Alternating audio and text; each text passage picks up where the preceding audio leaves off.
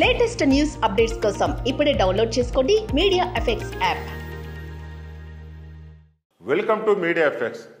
AP CM Jagan పై రాయి వేసిన ఘటన నుంచి ఇంకా రాజకీయాలు కోలుకోక ముందే ఉమ్మడి గుంటూరు జిల్లాలో మరో ఘటన చోటు చేసుకుంది.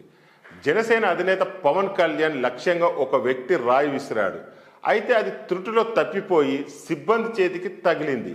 అయితే పట్టపగలే కావడంతో రాయి విసిరిన వ్యక్తిని జనసేన కార్యకర్తలు పట్టుకొని పోలీసులకు అప్పగించారు. ఈ సమయంలో పెద్ద గందరగోళం చోటు చేసుకుంది. ఎన్నికల ప్రచారం కోసం జనసేన అధినేత పవన్ కళ్యాణ్ తెనాలిలో పర్యటించారు. వారాహి వాహనంపై ఆయన తెనాలిలో ప్రచారం ప్రారంభించారు.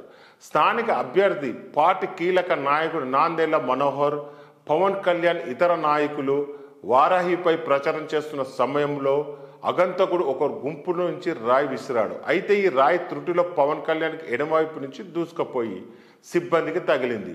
దీంతో వారాహి యాత్రలో ఒక్కసారిగా అలజడి రేగింది. అయితే ఈ ఘటన సాయంత్రం 6 గంటలకు జరగడంతో రాయి విసిరిన వ్యక్తికి జనసేన కార్యకర్తలు వెంటనే గుర్తించి పట్టుకున్నారు. ఆ వెంటనే పోలీసులకు అప్పగించారు. అయితే అతను వైసీపీ సానుభూతి పరుడని జనసేన నాయకులు చెబుతున్నారు. పోలీసులు అతన్ని స్టేషన్కు తరలించారు.